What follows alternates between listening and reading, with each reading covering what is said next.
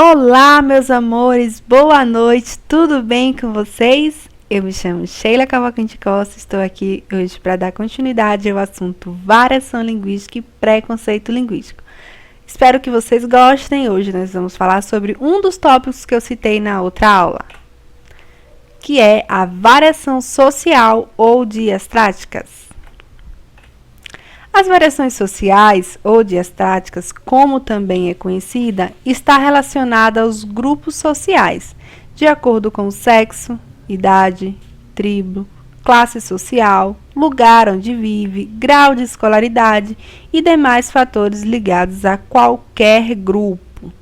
Bom, pessoal, essa variação, ela acontece porque, na maioria das vezes, as pessoas, elas tendem a morar em lugares diferentes. Quando você mora num lugar diferente, você também tem hábito diferente, uma cultura diferente, e isso acaba modificando a sua forma de falar e criando diversos falares, Por causa disso, a gente vai ver aqui um pouquinho agora sobre a variação social de idade, para vocês entenderem que as pessoas moram no mesmo local, que é um neto e um avô, porém, pela questão da idade e dos lugares aonde frequentam, há um desentendimento na fala. Prestem atenção.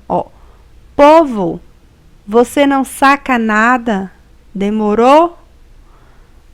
Aí o avô responde: mas, quando eu era jovem, sacava muito bem no vôlei.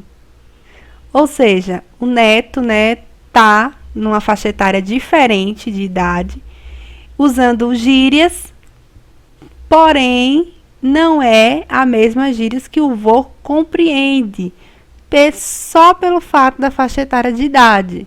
Eu vou estar mais à frente falando para vocês sobre gírias, vou voltar até um pouco sobre essa imagem e vocês vão entender melhor.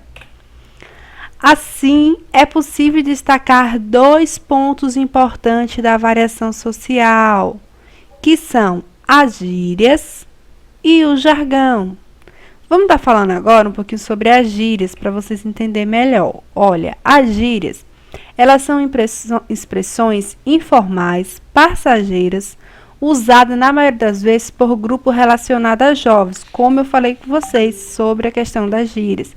Elas são passageiras, Então, por ela ser passageira, as gírias que o avô falava não é a mesma que o neto fala hoje. Ou seja, as gírias atuais, elas são faladas por pessoas mais novas. A gíria que o avô falava não corresponde às que o neto usou. Como a gente pode ver aqui nessa imagem, a gente tem uma senhora atrás com as interrogaçõezinhas. Ou seja, ela não está entendendo o que os jovens estão falando. Tem algumas palavras soltas, que é rola, demorou, é nós, sou. Aí, o que pode ser? Eu vou montar, como são palavras soltas, deixa eu montar para vocês uma frase. Tipo, ela perguntando, a menina que fala rola. Pode ser, rola aquele cineminha hoje? O rapaz responde, demorou, concordando, vamos pro cineminha, como se fosse essa concordância.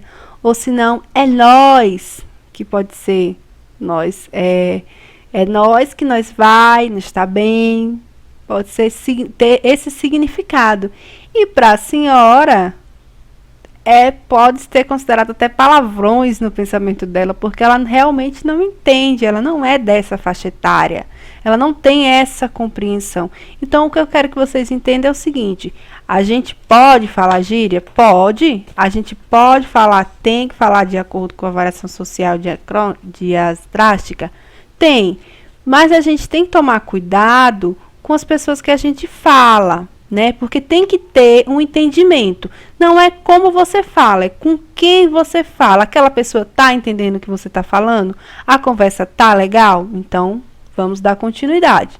Se não está legal, vamos procurar outra forma de falar, vamos aprender, porque o aprendizado é maravilhoso. Quanto mais a gente aprende, melhor ainda, para a gente sempre ter o conhecimento. Eu vou dar um exemplo aqui de gírias, da minha avó. A minha avó fala que no tempo dela, um homem bonito, cheiroso, era chamado de pão. Eu conheço pão como comida, né, hoje em dia. E hoje, esse homem bonito, esse homem cheiroso, esse paquerinha, ele é chamado de crush, né? Fala, ó, o crush onde vai passando, o meu crush, né? E aqui a gente tem uma frase que fala assim: crush curtiu 5 fotos sua. Já vai imediatamente pro Google procurar vestido de noiva. Quem tem uma amiga assim que fica louca quando aquele crush dá aquela atençãozinha, né? Então, o crush, gente, ele nada mais é que uma gíria, né, que se refere à atração por alguém. É uma gíria muito usada hoje em dia. E temos também o ranço, né? Que seja eterno até eu pegar ranço. Temos essa frase aqui. E o ranço, gente, ele nada mais é que quando uma pessoa, disse quando uma pessoa não gosta da outra, pegou ranço, em vez de dizer assim, não gosto de fulano, peguei ranço de fulano, ou não gosto de comer alguma coisa, peguei ranço daquela coisa. Então, é uma gíria muito usada hoje, muito atual. Eu peguei essas gírias, são atuais, né, do momento. E tem também, né, eu vou ler aqui, quando seu amigo está lendo um livro e você quer dar spoiler. Como assim, gente? O que é spoiler? Como dar spoiler? Não!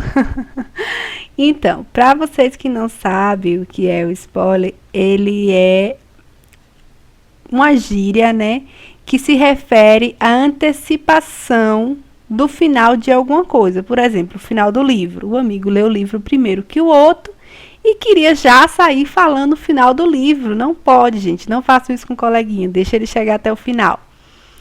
E queria sair, né, já contando o que aconteceu. Esse é o chamado de spoiler, é uma gíria muito usada hoje em relação a isso. Assistir tal série, aí a pessoa já vem, terminou assim, assim. Não, calma, eu não assisti, você tá dando spoiler. Então, é mais ou menos isso. Isso são gírias, o que eu falei pra vocês.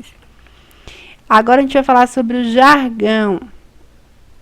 É o modo específico de fala usado por um grupo, normalmente ligado à profissão, cultura ou meio social. Quem usa esse jargão? O que é esse jargão? Bom, gente, o jargão é como se fosse uma gíria. É uma gíria, na verdade, mas é como se fosse uma gíria mais formal, né? Que é usada pelos médicos, pelos advogados, pelos jornalistas, até mesmo pelos professores. É uma língua que somente eles entendem, como eu falei, que é a variação social diastrática, que é uma língua que determinado grupo entende. Só o grupo que fala aquilo entende. Então, esse é o jargão. Eu vou dar um exemplo aqui para vocês de um advogado, né, que está na praia de terno. Logo já olhamos para essa imagem assim, já vemos que estranho, né? Quem vai para a praia de terno?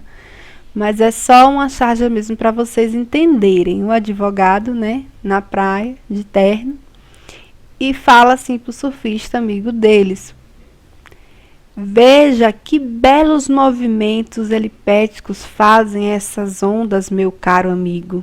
Pegaremos esse instante ou mais tarde. A cara do surfista amigo dele diz tudo. Como assim, né? Estamos em um lugar informal, não formal, mas o advogado para vocês entenderem só, né, a diferença da língua do advogado para do surfista. Tenho certeza que o surfista não falaria assim, chegaria e falaria para ele, mas da forma dos rapazes que a gente estava falando antes. Ô, pô, velho, vamos pegar uma onda. Nossa, as ondas estão bonitas, vamos pegar agora, né? Algo mais informal. É a forma que o advogado não está usando, né? Ele está usando algo mais formal. Era para ele estar usando uma forma mais informal, mais engraçada, né? Que fosse, tipo, falando de forma espontânea, não de acordo com a norma padrão, pelo local, ambiente, lugar onde ele está. Aqui a gente tem um exemplo também do jargão dos médicos, né? Que vou estar lendo aqui para vocês. De acordo com o laudo, você está com um processo de intimicência resultante de lesão inflamatória e necrose subcutânea. Aí, imediatamente, o paciente responde: meu Deus, doutor, e quanto tempo eu tenho de vida? Aí, imediatamente, né, o paciente todo assustado, né, não entendeu nada daquilo, responde: meu Deus, doutor, e quanto tempo eu tenho de vida? Todo desesperado e agoniado, e o doutor sorri e fala: ah, não se preocupe, é só um furúnculo. Se ele estivesse falando isso para outro médico, tenho certeza que ele compreenderia. Mas, como ele estava falando para um paciente que é leigo, assim como eu sou leiga nesse assunto, eu não entenderia também. Ficou, né, algo espantoso, não sei o que é isso, né? E é onde eu falo sobre as questões do uso. Mas tem também a questão do médico não entender o que o paciente fala. Por exemplo, nós vemos aqui: a dor começa acima do mucumbo e vai subindo até o meio das bases e responde mais na titela. O doutor imediatamente, né, surge várias interrogações: como assim? Aonde que é essa dor? Então, da mesma forma, né, que o doutor pode falar as palavras e o paciente não entender, o paciente também pode falar que é gírias do meio dele e o doutor não entender. Então, eu espero que vocês tenham gostado e tenham entendido, né, o que é a variação social e diastáticas. Um beijo no coração de todos vocês. Estou no WhatsApp esperando por vocês. Vamos lá responder as atividades e tirar todas as outras dúvidas. Beijinho!